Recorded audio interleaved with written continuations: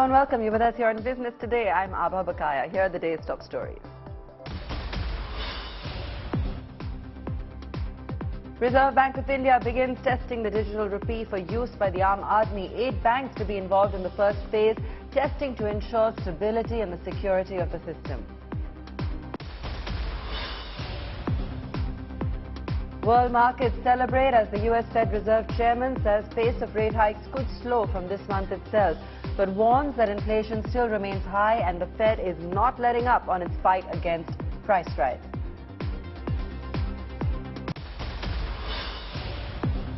Yet another record close for the Nifty and Sensex, led higher by IT and metals. The bull run is now on for 8 straight days. Nifty ends above 18,800, 50 points higher, while the Sensex sported a 100-point rally at close.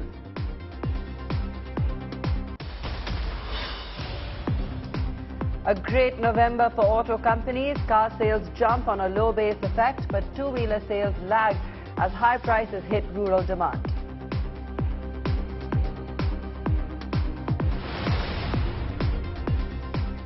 The pilot project to test the digital rupee for retail users announced in this year's budget by the Finance Minister. The central bank digital currency is a major leap towards transparency in money transactions. But what is digital currency and how different is it from digital payments? Let's take a look at this report. We're now joined by Tina Jain Kaushal, personal finance editor of the Business Today magazine. Tina, what are the rules of using the digital rupee? Abha, there are a couple of rules of using the digital rupee. First of all, we have to understand that it is a currency in digital token form and it's on a blockchain. And this electronic currency is backed by RBI. It is just like your physical currency, but instead of wallet, you will carry it in your mobile. Also, we need to understand that it is a mode of payment. There are already many modes of digital payment. We have RTGS, we have NEFT, we have IMPS. On this, there is additional layer of payment, which is Central Bank Digital Currency, CBDC. So what is expected of CBDC is it will make the settlements and payments very fast compared to the existing, and it will be cost efficient also. So this is what sets apart CBDC from the physical currency. Okay. Tina, how will it be different from other digital payment methods?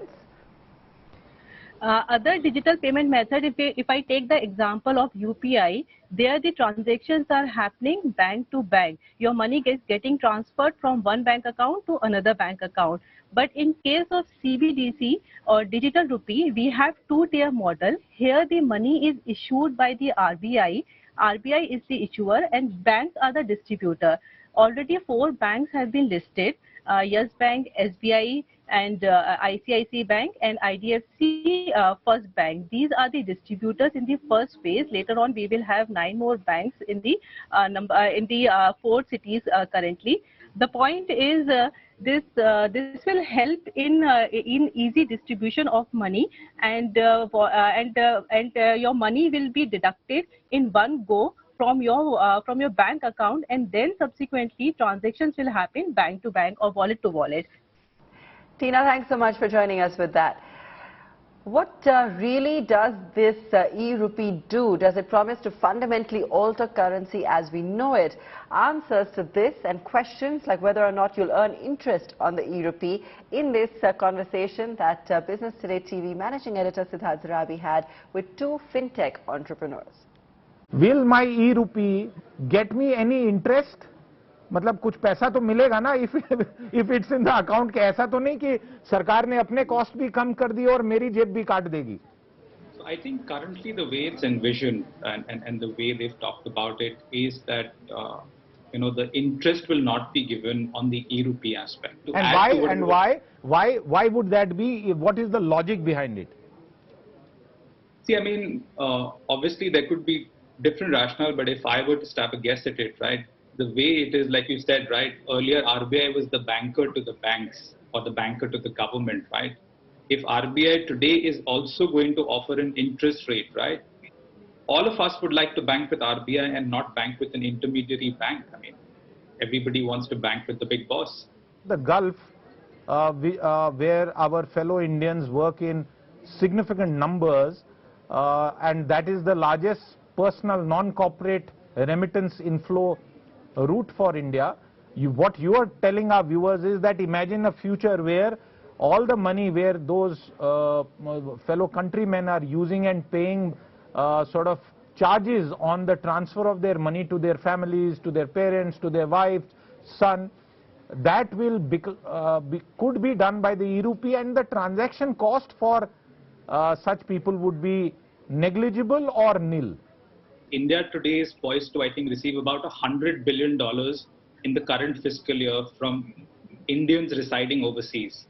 That is one aspect, like, there's going to be a reduction in the cost of the fees and then a reduction in time.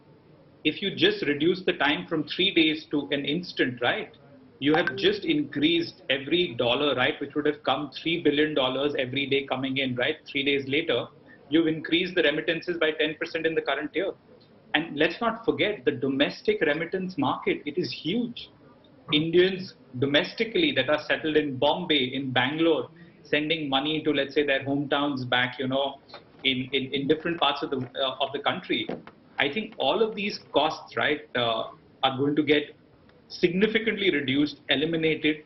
The time at which these remittances happen will see significant changes, and I think the ultimate beneficiaries are going to be the end consumers.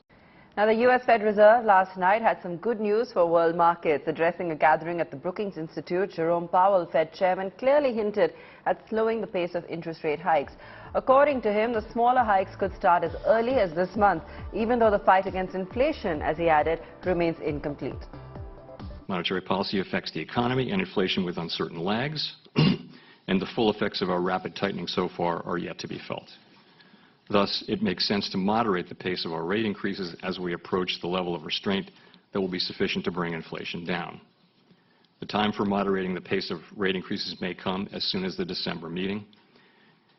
Given our progress in tightening policy, the timing of that moderation is far less significant than the questions of how much further we will need to raise rates to control inflation and the length of time it will be necessary to hold policy at a restrictive level. It is likely that restoring price stability will require holding policy at a restrictive level for some time. History cautions strongly against prematurely loosening policy. Bulls were in complete control of the Lal Street for an 8th straight day. The rally propelled by dovish comments from Fed Chair Jerome Powell hinting at slowing the pace of rate hikes. IT, metal and the cement pack added gains, while banks, auto and pharma dragged. The Nifty closed with gains of 54 points, while the Sensex ended 185 points higher. Among the top gainers today were Ultratech, Hindalco, Tata Steel, Grasim and TCS. Meanwhile, UPL, Cipla, ICICI Bank, Eicher and Bajaj Auto were some of those under pressure today. The Axis Bank Burgundy Private and Hurun India list of India's largest unlisted privately owned companies is now out. The list is topped by Serum India Institute, valued at nearly 2.20 lakh crore rupees. Next in the list is EdTech major Byju's, which despite controversies rose 35% in value to 1.82 lakh crore rupees. The third largest privately owned unlisted company is the National Stock Exchange of India. Swiggy is at number 4 and hotel aggregator Oyo slots in at number 5 with a value of 78,000 crore rupees. Dream 11 is valued at 66,200 crore at number 6.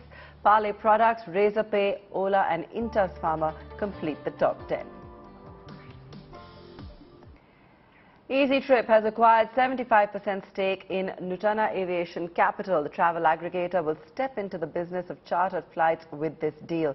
My colleague Karishma spoke to Prashant Pitti, co-founder of Ease My Trip, about this acquisition and the latest travel trends this winter season. You've made an acquisition announcement early this morning into the charter aviation space. So tell us a bit about this and also give us some insights into what is the acquisition pipeline looking like going forward? No, absolutely. See, basically at Ease My Trip, we are already the second largest travel portal in India, where we are actually doing pretty decent business on air ticketing side. Now we want to double down on our air growth. And now we are adding a new vertical, which is basically charter airplane demand. It's a beautiful industry. According to our estimates, it's anywhere between $2 to $3 billion already within India. And by this acquisition of Nutana, which is about a year-old company, we will be able to serve our consumers and corporates to book charter on demand. This will be a disruptive service. Right now, most of the charter planes are booked offline, which is either over phone or over email. And at EaseMarket, we are looking forward to grow this business and add a new vertical to our organization. If I talk a bit about the customer bookings and consumer preferences, how's the month of December looking like? Is there a lot of bookings happening? Because this is also, of course, considered a travel month, year-ender, weekend and Christmas vacation. What have been the top destinations that you've been able to spot? No, you're absolutely right. Quarter 3 is usually a good quarter in the cyclical cycle of travel. There are a lot of demand, which is the demand especially is coming for basically international trips. See, in the last couple of quarters, even though international trips were allowed, there were a lot of teething issues related to visa, which we believe has gotten sorted just now. And hence, there is very strong demand of people who would wish to travel to, Thailand. Thailand recently opened up. Then Singapore, then Dubai. These are the short haul destinations. On the long haul, we are seeing very strong uptick coming for Australia. Somehow, Australia and New Zealand has opened up, and this is basically a very good season to visit these countries. So that's the international side. Domestic side, we are seeing the regular leisure routes as Goa, Udaipur, and to the hills. Yes, absolutely. And with the New Year long weekend, it looks like these destinations are going to further take an uptick. But tell us about the pricing. I mean, we were earlier thinking that higher prices are because of the price caps, but that analogy or confusion has now, of course, been subsided with the removal of price caps. But yet the airfares are quite high in comparison. Correct. Well, see, part of it is by design. Airlines have taken a very considerable amount of it for 2.5 years. So I would say that part of it is by design, part of it is by the crude oil. The crude oil has not gone as much as it went up. So it's basically, I think airlines also deserve to basically make some money at the time when they can. And I believe that if they will continue to increase the price or hold the existing price, as long as the demand does not subside. And one thing which I truly believe the pandemic has taught us is to basically start living our lives. And a part of living your life is basically to be able to spend decent amount of money on travel. Post-pandemic, we have seen the bookings for our 4-star hotel, 5-star hotel to double up as a percentage. Bookings for business class seats have doubled up as a percentage compared to pre-pandemic number. So all this basically gives us a very decent clarity that people have finally started to spend a lot of time on themselves and splurge money on their travel plans. Given the overall global context, I believe that there are very strong, there's very strong sentiment to basically make 4-day work week globally. There are some companies which are trying to adopt that in many parts of the countries. Some companies in India are trying to adopt 4-day work week policy. If that were to happen, imagine the kind of upsurge you would see in travel. November has largely been a good month for auto companies, with personal vehicle sales growing in double digits over the last year. Maruti registered a 7% drop in exports, but domestic sales were up nearly 19%, while Hyundai sales jumped 30% at 48,000 units. Tata Motors, on the other hand, delivered a robust 55% growth in passenger vehicle sales. Mahindra & Mahindra too delivered a whopping 56% jump in domestic SUV sales. Nifty major Bajaj Auto, however, put on a muted show, a 23% decline on a year-on-year basis. However, TVS Motor sales were up 9%.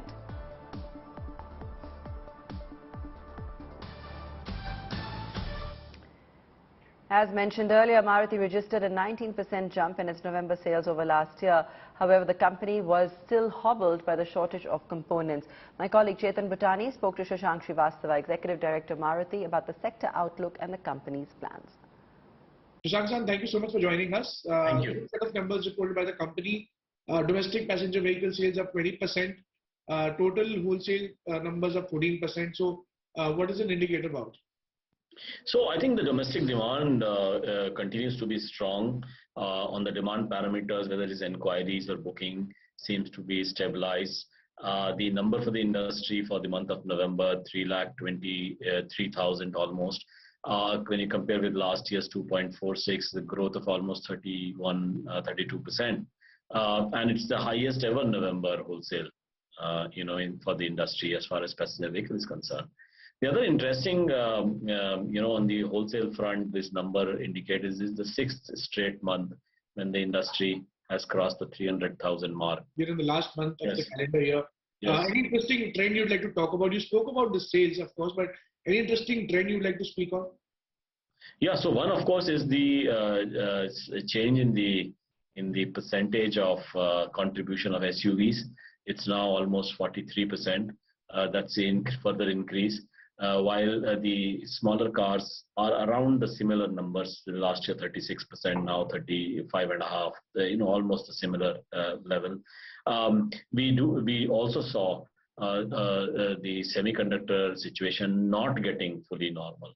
Whereas the expectation was that it would get fully normal. So we're still about 95% okay. So there's been some improvement, still not normal. Third, we have seen the consistent high pending bookings in the industry, which is something which we haven't seen earlier for such a prolonged period of time. And of course, we do see a continued shift of consumers towards personal mobility away from public transport. And in this year, though, we did see a slight bounce back as far as shared mobility is concerned, something which is going down in the previous 2 years of the COVID. The mini cars, the compact cars, the mid-size sedans, and in comparison to the Grand Vitara now, which is a full-fledged SUV, how are the sales looking like, and how is the comparison been? Is the mini car compact segment, compact mid-size sedan, still the hot seller for Maruti, or the SUV segment, like specifically the Grand Vitara, is also picking up? Yeah, so I think in this year we have seen an uptick in both segments, and both in the hatch segment where we have a market share of 70% plus, we have seen good growth this year.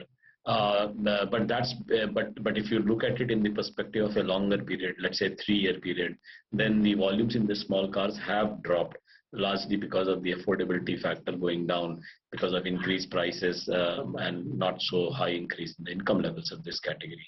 But as I've been mentioning earlier also, one of the central strategy that we are following as far as product is concerned is to get an extra market share in the SUV space, because that's now 43% of the market. And our target is to get to 50% of the market share. And in the non-SUV segment, our market share is 65% plus, in fact, increased this year. But in the SUV share, we have therefore a lot of catching up to do. And that's what we try to do with the new Brezza and also the Grand Vitara. So our market share in the SUV space has been going up in the last few months, ever since we introduced the Grand Vitara. Right, sir. And lastly, with the interest rates and all being a little bit troublesome for the consumers, do you think EMIs are still getting expensive, and is that also affecting buying pattern for consumers? Clearly, that is one of the red flags and headwinds that we are monitoring very closely. The stubborn inflation leading to the higher repo rates, which have now resulted in the increased retail rates for auto loans and as well as inventory funding. Remember, in our industry, 80% of the retail happens through the financing route, and almost 100% of the inventory is through inventory funding. So increased rates will be a matter which we will closely be monitoring, because that's clearly one of the big movers of the overall demand pattern. In the electric two-wheeler market, Ola continues to rule the roost with sales of over 20,000 units. Okinawa, with sales of 17,000 units, remains at number 2. I earlier spoke with GR Arun Kumar, CFO of Ola Electric Mobility, about the evolving market and new launches. Arun, given the recent numbers that have come in, November is now the 3rd month where we've seen Ola topping the monthly sales in EVs. So you take us through first the latest trajectory, momentum, and what you're seeing with regards to demand for EVs at the moment. Yeah, thank you, Abba. I think the larger story that's unplaying in front of us is much beyond Ola. The fact is, yes, we are number 1 player. But the biggest story out here is the gathering pace of the EV adoption. And I think that's the bigger underlying story. We believe, at least in two-wheelers, the inflection point is broadly a couple of months away. If you see the 12 months ago, the penetration was less than 1%, and now it's gone up to 4-5%. And amongst the top 15 cities in the country, the penetration is starting to hit cross double digits comfortably month on month. So I think it's a very, very good thing for the country, which eventually will become an EV hub for the world in terms of high quality, high tech products being manufactured for the world, and companies like Ola at the forefront of driving this electric revolution, and of course contributing to sustainability in a very, very big way. That's what is happening as we see today. All right. You know, the earlier hiccups that we had pre-launch or just around launch time, or concerns that people had around EVs, are they well past, you know, us now? Are they a thing of the past, or are there any niggling worries, so to say? See, I think as far as the customers are concerned, they're a very evolved set of customers in India. As all of us know, you and I are customers as well. What do customers want? One, they want a very, very good quality product with all the latest features and the comforts that the product can give them.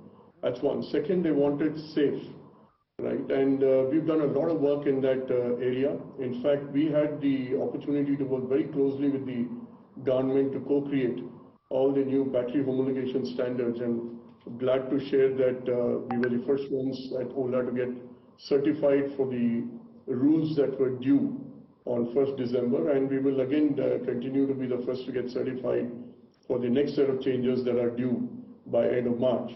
So we co-created these rules with the government, and I'm glad that the industry has rallied behind the government for the benefit of the customer.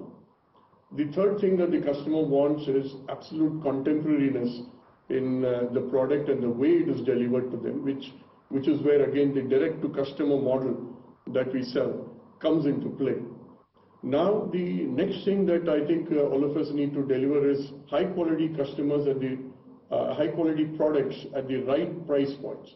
And that's exactly where Ola comes into play with our third variant, which we have announced, which is S1 Air, which is priced at about 80,000 rupees ex-showroom, which we believe will be the inflection point when we deliver it around March, given that it comes in the middle of what we call the core category for two-wheeler scooters. Nearly about 70% of the scooters sold is in that category of 70,000 to 90,000 rupees price range, and our product comes right in the middle of that. So excellent products is what the customers want, a great value equation, best of technology, and safe. Things are starting to come together from a customer point of view for EV.